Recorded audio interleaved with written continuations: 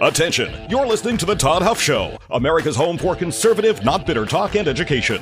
Be advised, the content of this program has been documented to prevent and even cure liberalism, and listening may cause you to lean to the right.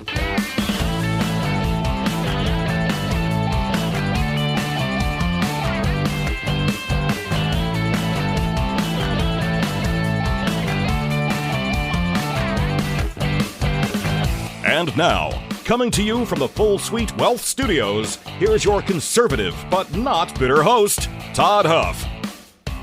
Yes, my friends, lawlessness has embedded itself here in the American system. Not because the system itself is broken. The system itself, the system is set up with our founders, is a wonderful system. What's happened is we are paying the consequences now for collectively, I don't mean you individually, but maybe some out there, we have collectively fallen asleep over the course of time. Many people are waking up. Many have awakened to what is going on, to the games that are being played, to the corruption that exists in our nation's capital, in our state houses, and so forth. And today, I'm going to talk about three issues that illustrate this in the headlines: elections, immigration, and federal programs, where weakened safeguards or political incentives, personal gain, reward exploitation instead of ensuring compliance and law and order, not blind rage and emotion like you see coming from the folks on the radical left. No temper tantrums here as they throw out in our nation's streets. Not just rhetoric. Friends, this is a structure. It's a problem with the way the structure is being abused. The people who have control of the levers of power have caused chaos in your life, have caused chaos in my life, and I want to talk about that today because I do think that in my lifetime, we have never been as close to solving this problem. I'm not saying it's close to being solved, but we've never been closer to solving it than we are right now, and we are about to enter a tumultuous time that we can fix these problems, or we can at least move towards fixing them, or we can run for the hills and go and cower in the corner like, for example, some senators have done here in my state, my Senator Rod Bray, when it came to redistricting. This is why leadership matters. This is the moment, my friends. This is the moment. We've gotten here. You know, when I started this program 10 years ago, I wanted to talk about the issues. I wanted to talk about issues from a conservative, flyover country, Midwesterner, heartland perspective, right? A common sense perspective. That's what I wanted to do. And I wanted to move the needle in the direction of truth. That's the mission of this program, to help people hear and receive truth. But what I didn't, when I picked up the microphone over 10 years ago and started doing this, I didn't anticipate some of the massive gains we were going to have because of a candidate, now a politician like Donald J. Trump. He has changed the game. He has changed the calculus, and we are now on the precipice. I'm not predicting that we will succeed, but we are on the precipice of being able to actually fix these underlying problems that could radically transform in a good way the direction that this nation is taking. And I am here for it. We need to buckle up. We need to take a deep breath, because what happens between now, February 4th, and Election Day in November will potentially change the trajectory for the better, or it could change it for the worse if these lunatics regain power. That's what, my friends, we're going to talk about here today. One of the biggest challenges we face as conservatives is finding a way to ensure that our values align with the way that we live our lives, the things that we do in day-to-day life. That includes the way that we invest our money, how we invest our money, where we invest our money. That's why I love what 4-8 Financial is doing. They're doing a really good thing here, and I've talked about this for a while, but listen carefully to what I'm telling you, because these little things do make a difference in the end. These things make a difference. They specialize in biblically responsible investing. That means they screen out companies that don't align with biblical faith, biblical values, conservative principles, so that we're not funding things we go completely against, or that I should say that go completely against what we believe in. And that means the agenda of these radicals, my friends, they do the heavy lifting for us at 4-8 Financial. All we have to do is complete an assessment. They align our investments with our purpose and goals. And the best place to start is just to get an analysis of what your investments, where they are today. Do they align with your values or not? Are you funding the opposition a little bit, none at all, a lot with your investments? Is that important to know so that you can you can still make money in other ways, and you won't be giving fuel to the political enemies we have here today. So all you have to do is head over to 48financial.com. That's 48financial.com/Todd. That's where the calculator is, the assessment tool, I guess. 48financial.com/Todd. Again, that's 48financial.com/Todd, because your money, my friends, should work for your values and certainly not against them. So I want to start today. There was a headline. This made waves yesterday. Trump joined Dan Bongino, who has relaunched his program after his short stint at the FBI. Headline here, foxnews.com. Trump urges Republicans to nationalize voting. Chuck Schumer calls Trump's comments outlandishly illegal as White House clarifies. Okay. You know the routine here, by the way. Trump, I've gone through this whole thing, and I forget the name of the person who first introduced this way of talking about this, and I think it's fantastic. I think it is brilliant. I did not come up with it. I am going to repeat it here, though. She wrote, I think it was in, I want to say a piece in The Atlantic, maybe back in 2016, 17, 18, somewhere around there. She said, Trump supporters, I'm paraphrasing here, but basically Trump supporters take Trump seriously but not literally. Trump's opponents take him literally but not seriously. And that's why they get so caught up in the details, and the people who support him understand that he's doing a lot of things. Sometimes he's just trying to stir the waters, which is what I think he's doing. Now, I think that there's a reason for this. I don't think he's just trying to do it for the heck of it. I think he's stirring the pot here, so to speak, because exactly what I talked about at the opening. We're at this precipice. I mean, we are standing at the decision point again as we go into 2026. And this has to be framed properly, and we have to have real leaders, real principled individuals who are prepared to be elected to Congress, to campaign, to run for the Senate, the House of Representatives, whatever, and to win these seats, and not just to win, but then to do something about it. We stand at a crossroads. We do.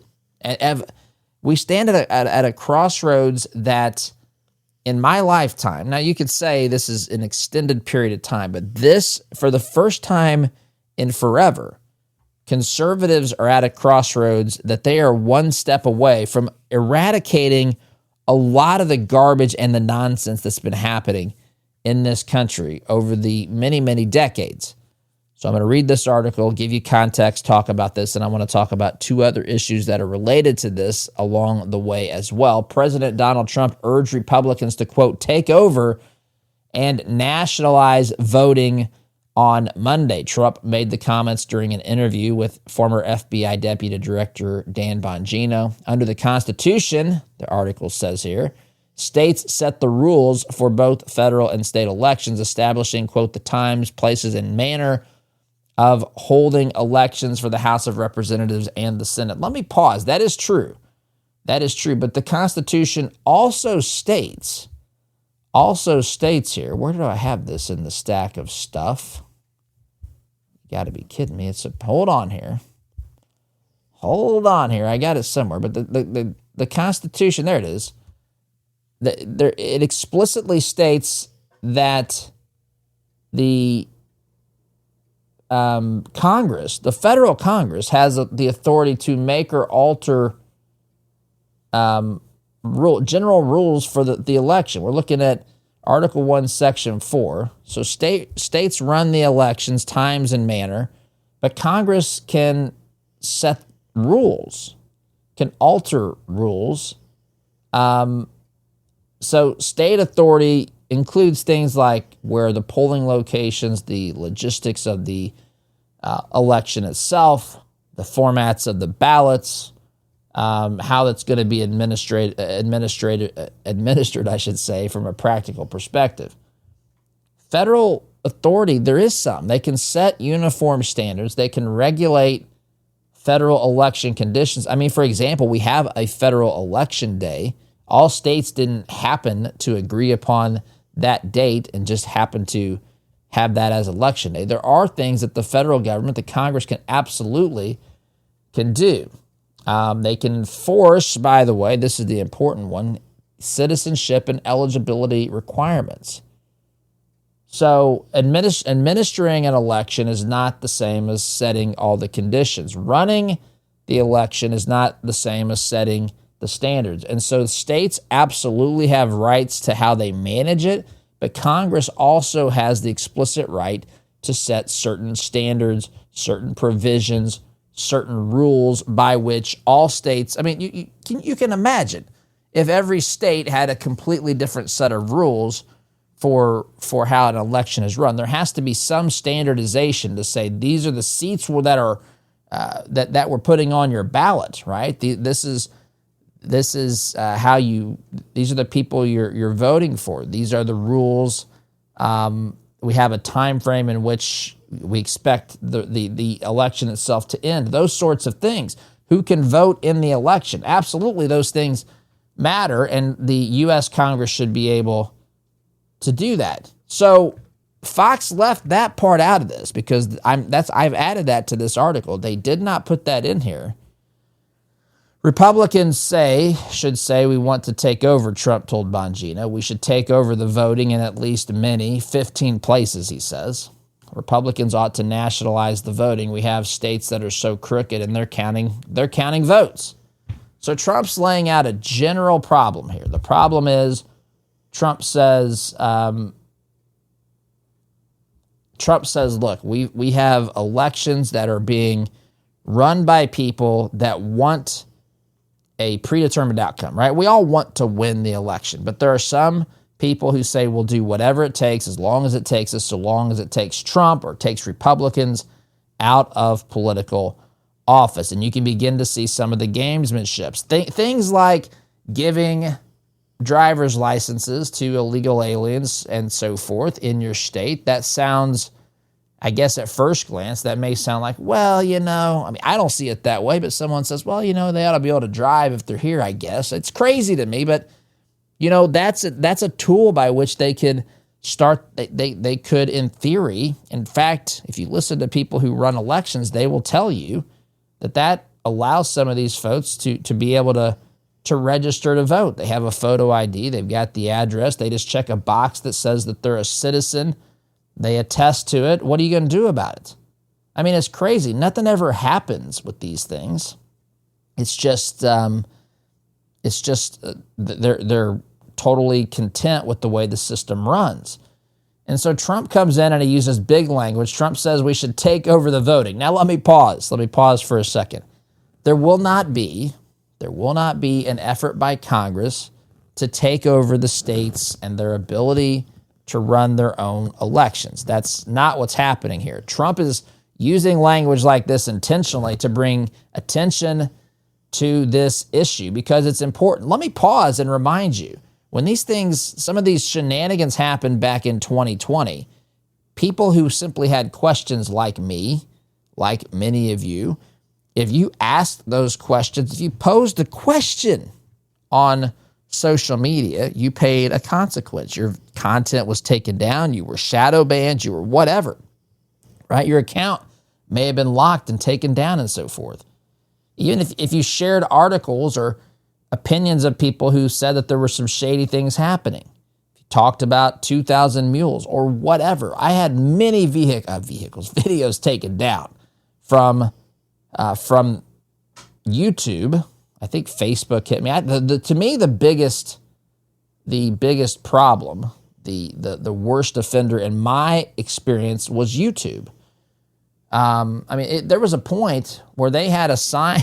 I'm telling you, I had someone going through my videos every day during in the aftermath of January 6th, or even in the aftermath of the 2020 election through January 6th. You were not allowed to say certain things, or you paid the consequence. And so now we haven't been allowed to have this conversation in a free and open way, because there were the 7 pillars of propaganda were coordinating and colluding to make sure that we did not question the validity certain election outcomes, no matter how crazy bellwethers were, no matter how crazy certain things seemed to be, the 3 a.m. vote drop or anything else. We couldn't even raise questions. Things that were obviously at least curious, we weren't allowed to say anything and ask any questions about it. I remember there was an elected official, I believe it was Jeff Duncan. I'm apologizing if that's not who it was, but an elected official in Georgia who said if he had I remember talking about this.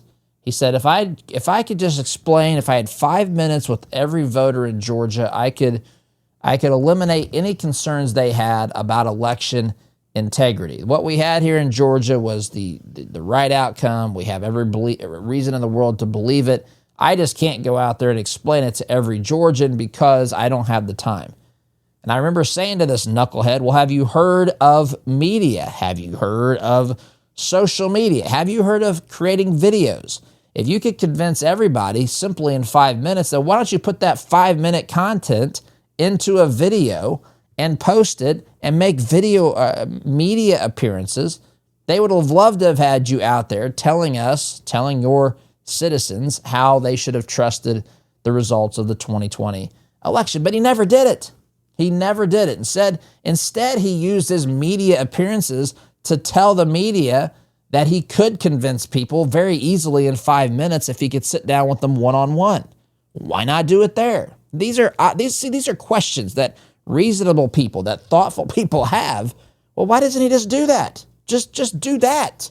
Don't come on here and tell me if I had the opportunity. You have the opportunity. Dude, Mr. Duncan, respectfully, didn't use your time for that. You know how much grief that would have saved people in politics and people in media if they could get the people watching their stupid content to say, wow, this election was 100% legitimate and the safest in U.S. history. But see, we weren't allowed to have that conversation. And now Trump's not going to let it go away. And now Trump's going to use words like nationalize the election. Now, what Trump is talking about, now he just, again, Trump starts the bar fight and leaves the bar. That's what, he does that a lot of times. But what he's saying, it of course caused a reaction. It says, of course, Schumer responded just a few hours ago. Chuck Schumer says, Donald Trump said he wants to nationalize elections around the country. That's what Trump said. You think he believes in democracy?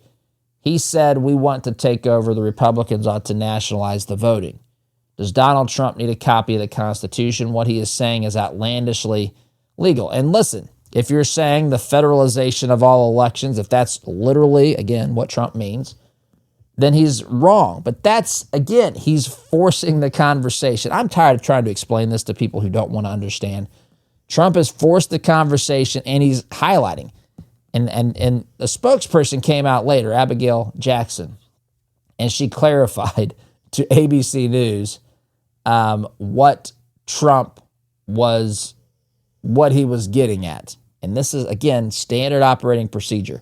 Go set the room on fire, go start the bar fight, and then have the PR people come in and give more context and reframe it so that you can see what the official position is. While Trump's trying to do something different. Trump's trying to get energy behind this, trying to draw attention to this, and he's done that.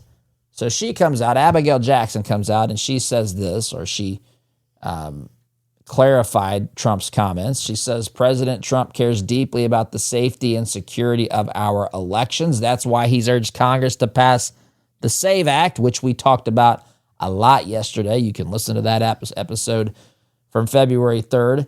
And other legislative proposals that would establish a uniform standard of photo ID for voting. By the way, that's totally legitimate as well under our Constitution. They could pass that. That's a standard rule for states to follow without managing and taking control of elections. But on a larger level, this is taking control of the way that elections are going to, some of the standards elections have to meet. And in this sense, if Trump means it in this sense, as I think he does, he doesn't care. Listen, he doesn't care if people take him out of context because it's forcing this conversation. This is what he's really after. Uniform standard photo ID, the SAVE Act, those things passing. She continues in her response or her explanation of Trump's comments, prohibit no excuse mail-in voting, right? So not just ballots just being dropped out there in the mail stream and then coming back with signatures on them that in many cases or some cases aren't even signature verified. It's craziness. Trump wants to end all that. If you can't vote, if you're going to be out of town or there's some reason you can't vote in person, then you can require or request a mail-in ballot, but you can't just have the state dropping these things in the mail stream. That's crazy. And she also said in the practice of ballot harvesting, which is another problem, where people go out and they take people or either take people a ballot or people have their ballot and then they collect them and then they take them to a polling station or whatever and drop those ballots off. There's obviously a lot of problems that can come from that. So, time out. I looked down and realized I got to wrap it up here because I'm reaching the end of this, our first segment. Friends, MyPillow, Mike Lindell, MyPillow, he's now running for governor of the state of Minnesota. He's been targeted by these leftist lunatics, these anti-American commies and fascists out there, those who want to destroy his business and destroy his name and undoubtedly destroy his candidacy. But he's got a product and a company based right here in the good old US of A, actually in the People's Republic of Minnesota, trying to fight back there, delivers a quality product built upon liberty. He's an American. He loves this country. He's a passionate guy. He makes wonderful products as well, pillow sheets, slippers, you name it, my friends. MyPillow.com. You can go there, use promo code Todd, and save on the products you'll find there. They've been a partner of ours for, I think, almost 3 years now. MyPillow.com. Promo code Todd will get you special offers. I got to take a break, my friend. Back here in just a minute. Welcome back, my friends. I want to get into the other issues that I mentioned I was going to touch on today, but I want to make sure that I wrap up that first part correctly. How the insanity with the way that some of these rules for our elections, the fact that some places don't require a photo ID, the fact that some people think checking a box attesting to the fact that you're a citizen is somehow enough for the registration process versus proving with documents that you are an American citizen. I mean, just compare that to when you need to change. What if you've got to change your driver's license? Is the driver's license, Oz, is that where you have to take all these documents after you've been married and you have a name change? Isn't that think of the number of things. If you're a married woman and you've changed your name and you've had to put all these things together and take documents to the post office, the real ID. I've had problems with the real ID. What on earth is so off-putting about having people prove with documents that they're a citizen when they register to vote? None of this makes sense to a sane world. Mail-in voting. If you can't see the potential pitfalls of mail-in voting, I don't know what to say. I mean, you drop a bunch of ballots out into the mail stream, and you get them back, and you assume, because it's got a signature on the bottom, that ballot was completed by the person who who it was intended to be completed by? What proof do you have of this? This is craziness. Listen, I'm not saying that there should never be a ballot go through the mail, but to do it en masse is asking for trouble, and I don't see how anyone with any lick of sense can say that that's at least not a problematic thing. And of course, ballot harvesting, having one person collect many, many ballots, and to do this multiple days over the course of now we have election season. We don't even have election day because we've got early voting, mail-in voting, all this other stuff. Then you go back to 2020, and you had people in line wearing masks. We don't even know who these people were. We know some people were, they started wearing gloves to drop ballots off at the ballot box because it was discovered that they had fingerprints all over too many ballots and that sort of thing. To act like this is fine and that there are no problems here is preposterous. Ballot harvesting, photo ID, these are things, mail-in voting, no excuse mail-in voting, are just widespread. Send in a mail. If mail-in voting is the primary method for voting in your state, as it is in California, I don't see how any reasonable person would be okay with this. And of course, the SAVE Act. That's what Trump is really after. They don't want to have a discussion on those things. They want to say Trump's trying to take over the elections and make himself king. Well, he's trying to take over the elections in this, if I can speak for him in this way. He's trying to tell Congress to take over the elections, the rules, which again, I'm going to read for you Article 1, Section 4, Clause 1, U.S. Constitution. The times, places, and manner of holding elections for senators and representatives shall be prescribed in each state by the legislature thereof. So that means the state legislature can determine the times, places, and manner of the elections. But then there's this, but. Anytime you see the word but, you realize it's about to contrast the following words with what was just written. It says, but the Congress, that's talking about the U.S., the federal Congress, may at any time, not in an off election year or whatever, anytime that they have the votes to do this, they can do this. They can, going back to the Constitution here, by law, make or alter such regulations, except, there's an exception, as to the places of choosing senators, which that's interesting because that was written back at the time senators were selected by the state legislatures. Anyway, what matters here is that in this sense, Republicans, Congress, Senate can, quote, take over the way that elections are run at the high level. And they can set certain standards, and we've gone through SAVE Act, photo ID, end mass mail-in ballots, and in-ballot harvesting. They could do those things. They could do other things too. But that's what Trump is talking about, ending the lawlessness, ending the opportunities that exist, the loopholes that have been created by the stupidity of, you could say of Congress or of the people that put them there.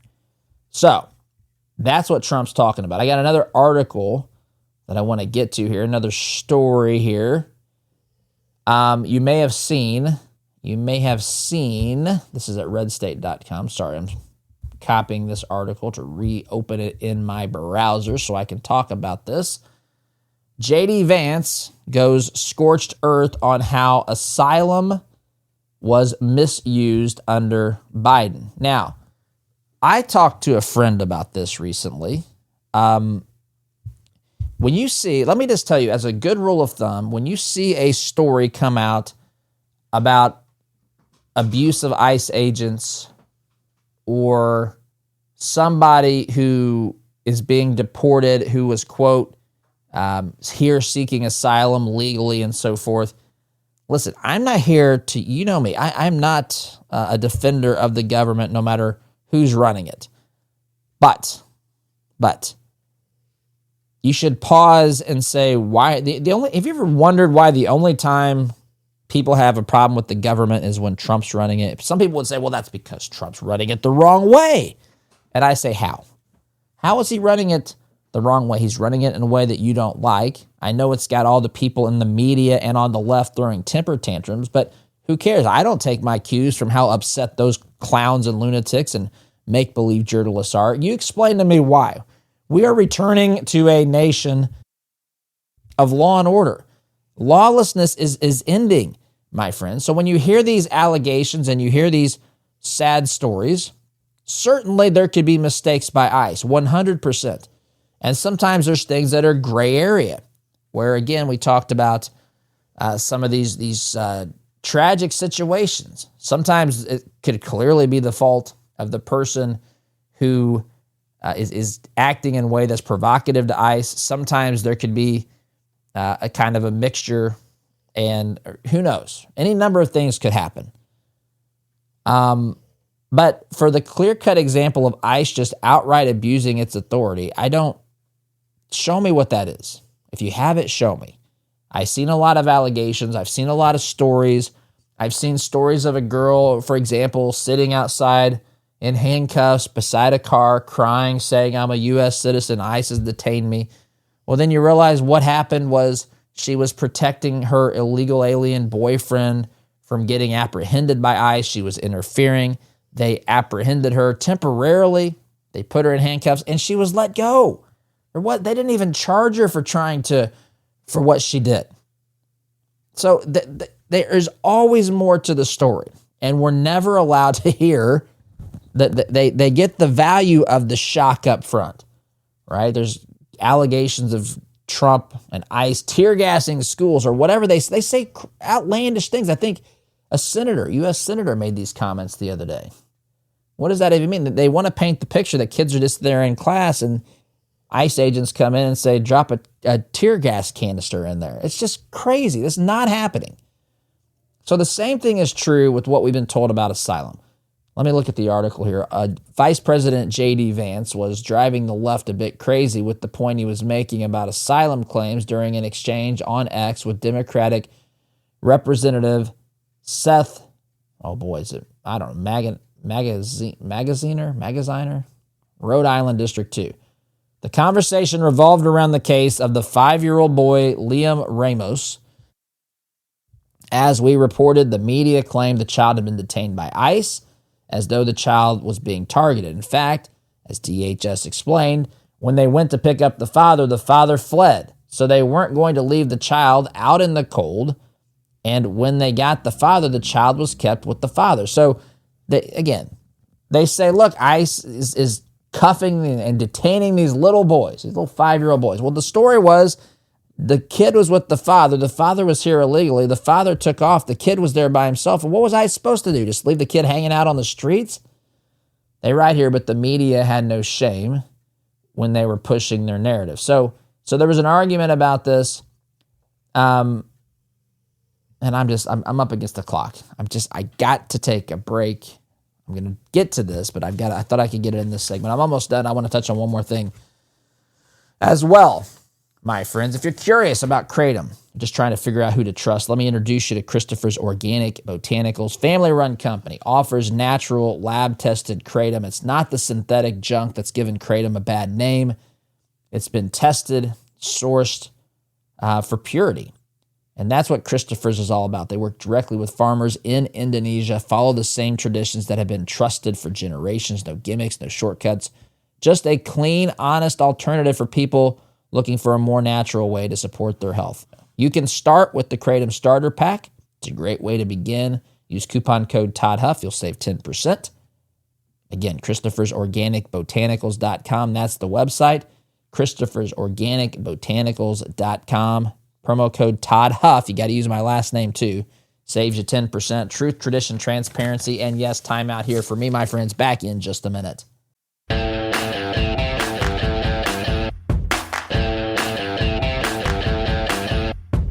Welcome back, my friends. Ever notice how some families seem to have a plan that lasts for generations?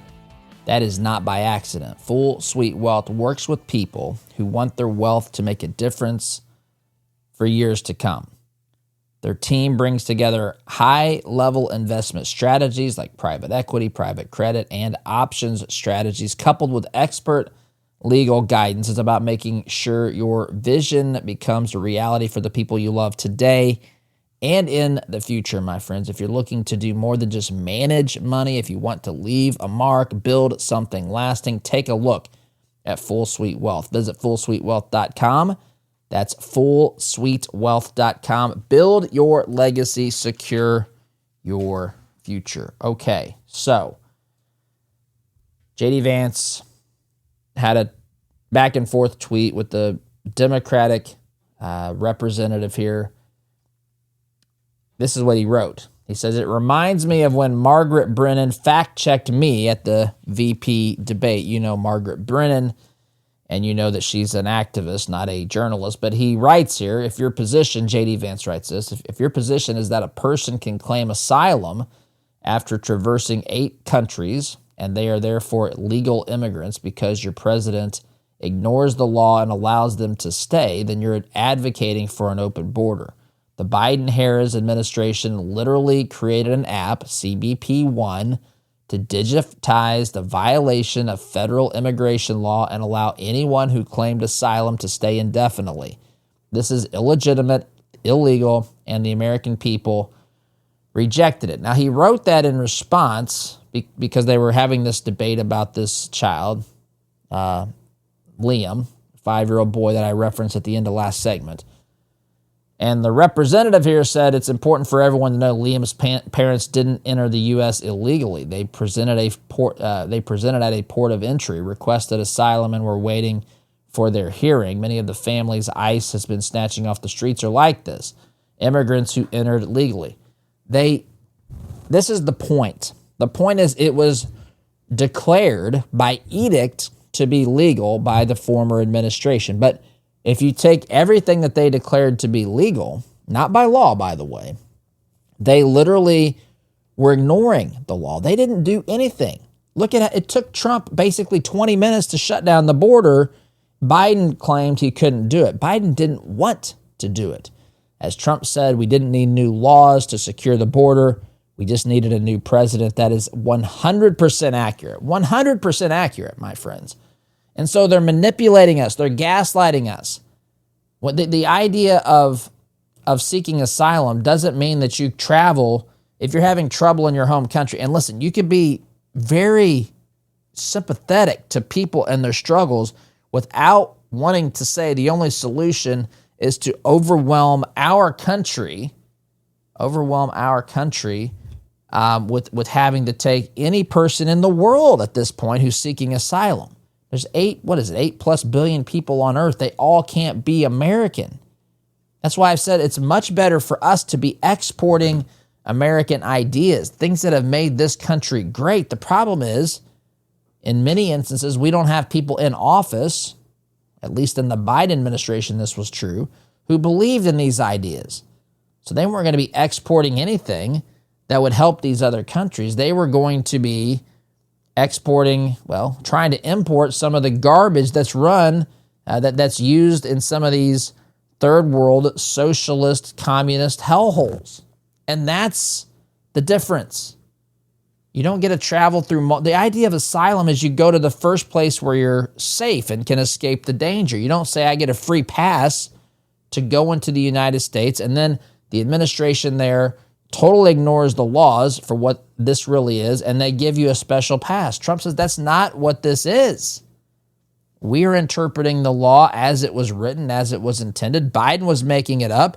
Don't claim that just because you came in at a certain time when the law was being ignored, that the law is somehow now null and void or has changed. That's what's happening. That's what's being done to the American people. I mentioned, too, that there's one more. I just am going to be able to mention this one, and I won't be able to get into it much today, but just have a minute or so left. But this stuff is in the stack of stuff, and I write about it in the daily column, or the daily newsletter, I should say, called The Inner Circle. You can sign up. That's free on our website, toddhuffshow.com. But here we go. Headline here. Listen to this. I'm talking about the way that government has been used to, at the beginning, to create election messes to where we can't really have trust in our system, with immigration, with how we had been manipulated through the Biden administration with open borders. And now Trump is being accused of breaking the law by enforcing the law, by deporting people who never came here through an actual legal process. And then we've got all this fraud that's out there in our systems, in our federal programs. Headline here at hotair.com, fraud, almost 20%. 20% of all Medicare home health care spending is in one county. This is in Los Angeles, California. I think it's 18% of all federal spending is being used on these home health care companies. I think within a 4-block radius, there's 42 of these. They don't provide services provide services in people's homes. And it appears there's certainly evidence to at least ask questions. How did this happen? How are they getting all this money for doing the same service? They claim to be providing services in people's homes, but people out there that have been poking around say there's no evidence of this. Folks, we're being lied to and misled in so many ways. I've got to go, though. SDG.